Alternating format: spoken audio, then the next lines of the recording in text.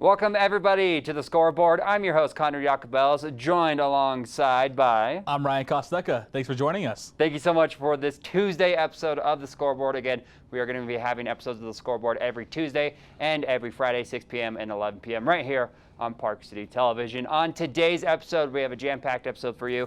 We're going to be going over some scores that have happened in the last week. Ryan then had an interview with Kennady McQueen.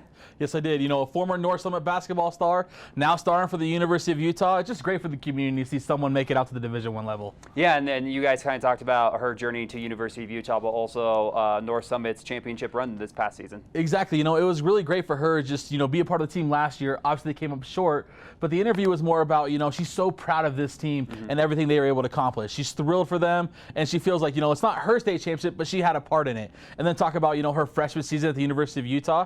She still retains her, extra season of eligibility due to the COVID-19 pandemic. But now, she's ready to go, and it was just really good talking to her and just catching up. And then we will be running down Wasatch versus Park City softball in the last segment, giving you highlights in our recap of the game. But first, let's jump into some scores that happened in the past week. We are starting off with some baseball scores. The baseball scores are going to be a little inflated this week because they had the Desert Hills Invitational, and then they're also going into the Southern Utah Spring Kickoff. Ryan, you and I kind of talked about Park City baseball a little bit. We can see they picked up a win versus Skyview and a pick up a win versus Wasatch. These beginning games, they don't matter as much because they are tournaments. They aren't actual regional play, but still great to get early wins in the season. Oh, it's huge, especially for a team like Park City. I mean, this is their jump up to 5A. Last year, obviously, the year got cut short. This year, they're really getting a taste of what that 5A competition is like. And they've performed well so far. Talking to Fiesler, he said the pitching was going to be a strong point, the hitting was, and that, it really appears so from based on the scores of what we've seen. It's just good to see the boys out there and just playing again. Coming up in Region 8, Park City is ranked 6th in this season. In 2019, they went 17-11. Of course, we talked about how they're going to rely on Kellen Dankers, but also Ryan Hunt and Nick Stokes. Ryan is a senior catcher, and Nick is a senior pitcher, so having that leadership behind the plate and as a pitcher is huge. Wasatch is also in the same region as Park City. They are 4th, so they're actually ranked 2 positions higher than Wasatch in baseball. In 2019, they went 11-16. We have some upcoming games there. We can see North Summit will be taking on Union. We're seeing maybe 4 games, 2 games at most for these teams. South Summit is in 3A for baseball. They're in Region 13th. They're 5th in the region. Their 2019 record, they only went 3-20, so this is looking to be a rebound year for South Summit. North Summit for baseball, they're in 2A North. They are ranked 2nd. They are behind number 1 Duchesne in the polls, and then in 2019 they went 5-8 and they lost in the first round of playoffs. So North Summit looking to have a good season, ranked 2nd in 2A North. Yeah, no, I mean, North Summit is, I really feel like that's a program that's on the rise. They're going to be ranked 2nd in the North Division. Obviously, coming out that 5-8, in 2019, but I really think they're building that program up the right way. I'm really excited to kind of watch them and see what they can do. And, especially for baseball, it's all about getting that early season momentum. You really want to kind of find your groove early on and have that sustain as the year moves forward. You've seen that with Park City, and hopefully you'll see it with these other programs moving forward. Yeah, it should be a very interesting season with these whole spring sports because this is their first season since 2019-2020. So it's going to be very interesting. I believe we're going to move on to lacrosse next, which is going to be interesting for us this year as Park City and Wasatch are both lacrosse schools. Park City is ranked number 1 in lacrosse in both boys and girls. We're taking a look at a boys game right there. Park City beating Bingham, which is a huge win for them. It's a huge win. I mean, obviously it was a 1-point victory. You'll take it if you're Park City. I know Coach Persky, he's happy with the win, but he's probably not happy with beating Bingham by just 1 point. They've got some massive games upcoming, but getting that first victory, I think, is huge for the program. It really established that, hey, we're still, we're the defending state champions. We're still here. We lost these, talented seniors. We still have a really good group here. We're ready to roll. And I think they sent that message right away with getting that win right out the gates. We can see Park City are, for lacrosse boys, only 2 matches there. Wasatch is having a bit of a bye week, so Park City will be taking on Bountiful this Friday, which is another big game for them. Girls lacrosse, we're taking a look. Park City will be taking on Corner Canyon, and then they will have a game against Highland. Again, Wasatch is having a bit of an off week. So again, with Wasatch and Park City, 2 lacrosse schools, Park City is number 1 in Region 8, and Wasatch is number 2 in Region 8 for girls lacrosse. So it should be an interesting season for both Park City and Wasatch, as they are the 2 dogs of the region and kind of the 2 dogs of that entire 5A. Oh, I couldn't agree more with you. I mean, I'm really excited to watch it, especially for the girls' point of view. It's just going to be a phenomenal matches. I expect them to fully battle on throughout the entire season. It's just going to be thrilling to really see. Park City girls lacrosse. I mean, I know they're getting their season underway. We're going to be there Thursday night watching them, so that'll be really exciting to kind of see what they can do. But I mean, overall, I know Coach Mickey Clayton has got this team ready to roll. They're on fire. They're ready to roll, and they're just excited to play more than anything. It's a sanctioned sport now, and I just can't wait to see what they do. And same goes with Wasatch. I mean, Wasatch Park City, it's a heated rivalry. It's a lot more heated than people probably tend to realize. And so anytime you're ranked 1 and 2 in your region, each match is going to matter. And, it's going to be thrilling to find out. And Wasatch is coming in with first-year coach Trish Miller. And if you want an interview with Trish Miller, Brett Martindale did with her. We have that up on our web only. We posted that yesterday on Monday. So if you go to our website, parkcity.tv, and click on the scoreboard, you can see that interview Brett Martindale had with Coach Trish Miller for girls lacrosse. We're going to be moving on to soccer right now. Soccer actually kicks off tonight for Park City, but we can see right there South Summit losing a close game to Roland Hall. Soccer is going to be interesting because for the most part, North Summit isn't having a soccer season this year, so we're not going to be able to report on North Summit for that. I have not gotten any reason to why they haven't had a season, but I will look into it and see if I can bring an update with that. But soccer is going to kick off. Park City's having their first game against Springville tonight. And we're going to be covering it. Yeah, I mean, once again, it's a great time of the year. It's all the season openers. We get our first look at the programs as well as, it's their first time on the action on the field, seeing what kind of teams they are and what they can bring to the table. That's going to be a good match. I know Springville, obviously 2-0 already, very talented soccer program. Park City has fluctuated. I mean, they've had good teams. They've had underachieving teams. I think they're really trying to find their footing and really figure out what kind of team they are. And hopefully they can get things started off on the right foot today. Otherwise, it might be a long season, but I got faith in them. Yeah, it should be a good season overall. I mean, when we were covering the Lacrosse, they were having soccer tryouts, and they had a huge pool of kids to pick from. So this should be a talented team. This should be a team that has depth in it. And of course, last year they pretty much only played Wasatch in soccer, and then they had to cancel the season. So again, for all spring sports, this is going to be an interesting season. And I believe we're going to move on to softball next for our scores. Softball, we can see Wasatch basically is going to be the dominant factor in softball this year, which is scary though, because they are only third in their region. And yet when we were at the Park City game yesterday, they were talking about how Wasatch is going to be competing for state, but yet they're only ranked third. Yeah, Coach Mustoe, Park City head coach, very complimentary of the Wasatch program. Obviously, the result wasn't what, Park City was hoping for. And we'll see that in a little bit, But that Wasatch team is phenomenal. I mean, that team can hit, they can pitch, they've got everything they need to make a long run. But like you said, it's terrifying to think that they are only the third best team in their region. They're number one of the top 5 teams in the state. So their region holds 3 of the top 5 teams in the state. It's just going to be a battle all season long. So I'm curious to see what kind of team Wasatch can put out, day in and day out, if they can kind of keep that momentum and really kind of push those other teams. And we'll get into more Wasatch and Park City talk in a little bit. We saw Wasatch did beat Park City 19-0. It was a perfect game for Wasatch. We're going to deep dive into that later on in the show. As for South Summit and softball, they are ranked 3rd behind Grantsville and Morgan in Region 13. In 2019, they went 11-14, which was 4th in the region, and they lost in both the first rounds of the winners and losers brackets. And in terms for North Summit in softball, they are in 3rd behind Duchesne and Altamont. In 2019, they went 4-15. So definitely a big year for North Summit, coming off that 4-15 2019 season, being in 3rd place in 2A North. And they have 3 returning seniors, which are going to propel them, but telling them that they do have a younger team with only 3 returning seniors. Exactly. Quick touch on South Summit. I mean, they're 4-0 already. So they're already showing massive improvement from their 2019 season. I really believe that's a program you got to watch out for, especially in the local area. They really can put it together. I really think they can have a good season for them. And really go far. As far as North Summit goes, though, I think they're still building. They have those 3 seniors, though. That's massive for them. Gives them, this sort of stability on the field. Players who have been through the, through the rails of it all. So I think they're going to be really good, but my eyes are on the South Summit program. I'm really excited to see what they can do. So let's look at scores, everybody, for this past week. That was the 12th up to Friday the 19th, and we may bring you some more scores and more games later on this week. We have to take a commercial break here on the scoreboard, but when we come back, Ryan will be sitting down with Kennady McQueen of University of Utah basketball to talk about her journeys into college and the recap of the 2A North Championship by North Summit.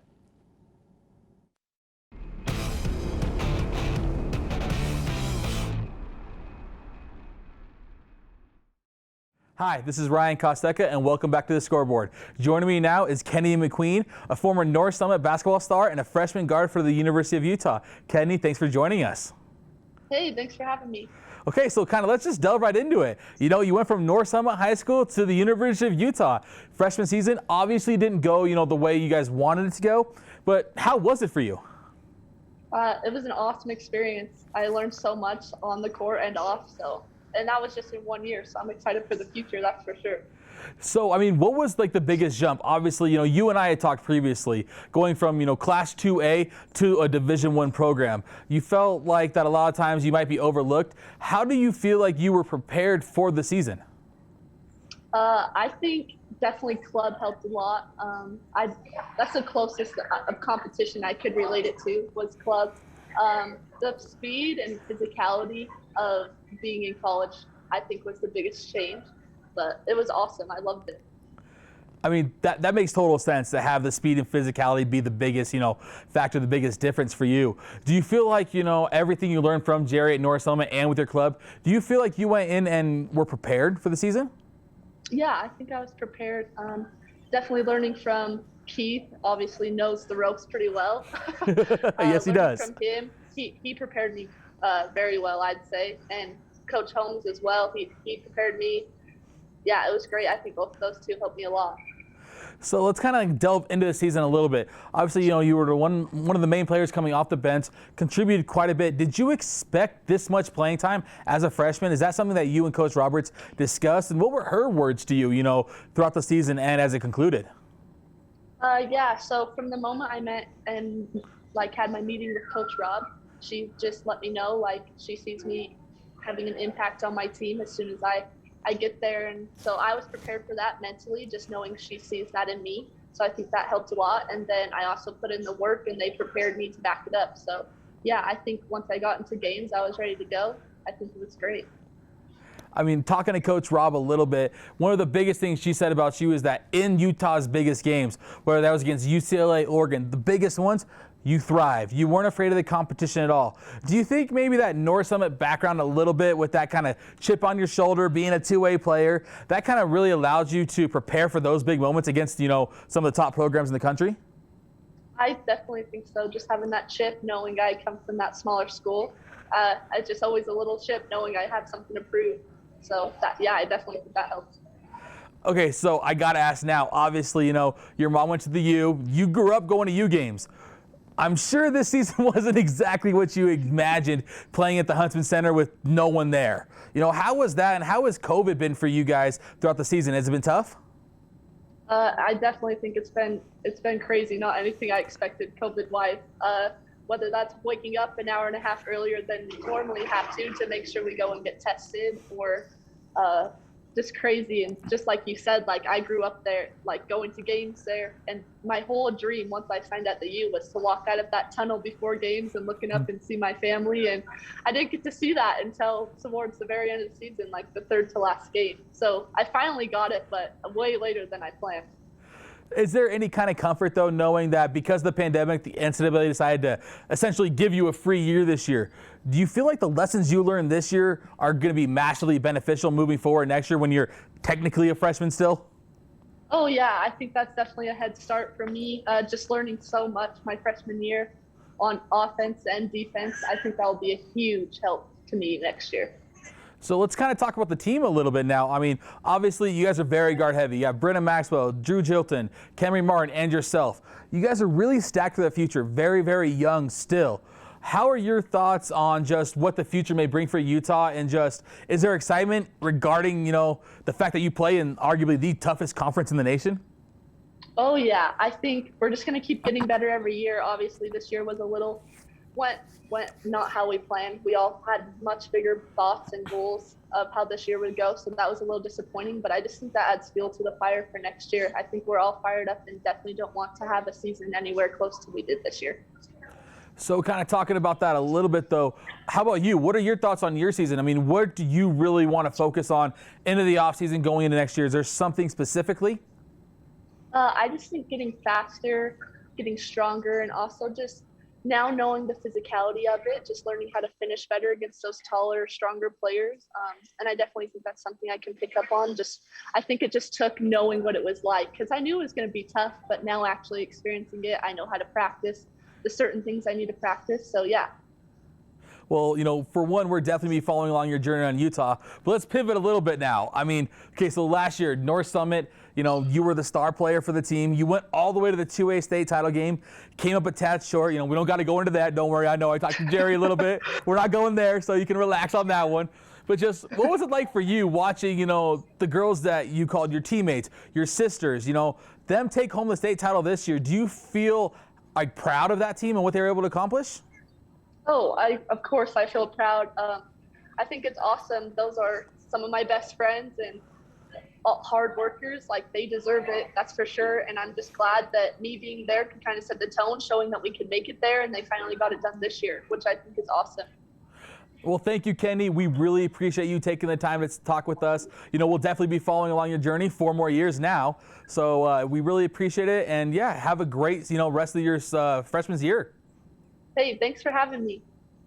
Well, this is Ryan Kostecka, and we'll be right back with more on the scoreboard. Thank you.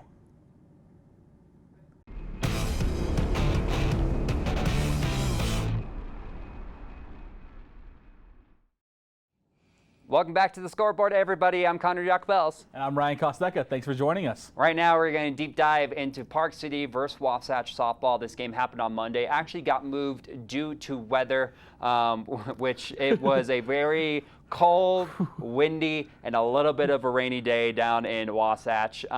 This was a hard game for Park City. Park City lost 19-0. It was 5-0 after the first, and then Wasatch scored 14 in the second. But as we said last week, Park City is a young and developing team. Wasatch is a team that is ready to win state, so there is going to be a huge difference between the two teams.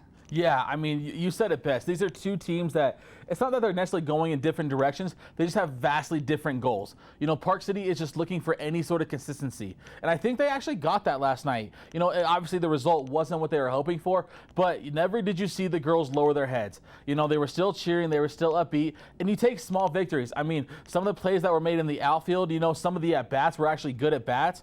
Talking to Coach Mustoe, he was very proud of his team for not giving up, continuing that fight, continuing to cheer their teammates on. And if you're Park City, obviously you didn't get the result in the win-loss column, but it is a good result for you as far as that goes. Wasatch, on the other hand, I mean, that's a team that's ready to win state. They have their goal. They know what they're working for.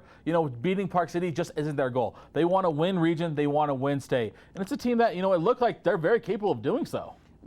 We noticed a difference on the field with Wasatch and Park City just by looking at the fundamentals of the team. We noticed the pitching for Wasatch. I mean, she was zipping it in there. Park City was a little, lobbying.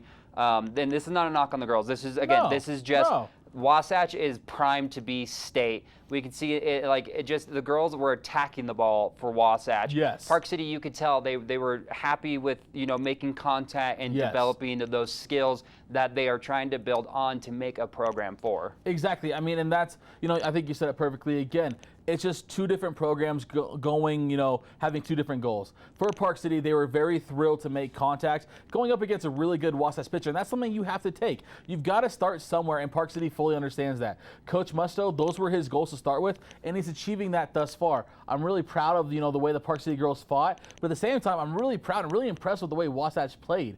I mean, that's a team that can do it all. They absolutely get after it with the bat. They attack that ball every single at bat, and it's just very impressive to see overall. Defensively, they look very solid. I mean, we didn't get to see much last night, obviously, but their pitcher looked very, very good. I really believe that Wasatch can challenge moving forward, but for the most part, Park City, it's not the result you wanted, but you take the small victories, and I think that's what Coach Mustoe has got to be telling his team. Yeah, and speaking of Coach Mustoe, we did catch up with him after the game, and let's take a look at that interview right now. Glad that they came out and competed. We had some good plays here and there. This is a very good Wasatch team. They should be vying for a state championship this year. So good experience for our girls to come out and see really how the game is played. They did some good things. We did some good things as well. So. You know, we talked about a little bit earlier, just, you know, you saw some good things out there with catches in the outfield. Are those kind of the steps you were hoping this program would take, you know, compared to what you saw in the few games last year to right now? Yeah, we're excited with the direction. We have a bunch of new players this year. Because we moved the game to today, which was a off day for school, we are missing a couple of players who ordinarily start for us. So very pleased with the effort and with the way the girls are improving. So yes, thank you. And as we said, you know, the winning pitcher for Wasatch was Andrea Sweat, who is one of their top players. She's one of the top returning players. She's one of the top pitchers in the region. The losing pitcher for Park City was McLaren Tyrell, who is actually their only pitcher on the roster. So again, this says a lot about Park City and Wasatch in terms of softball right now, where Park City's like, hey, we have one pitcher on our roster. Wasatch is like, hey, we have one of the best pitchers in the entire region going up against. And again, this was a perfect game for Wasatch. It means, you know, Park City got no hits and Wasatch made no errors. So again, not a lot to report in terms of Park City other than I think this is a good test for them to see this is our crosstown rivalry.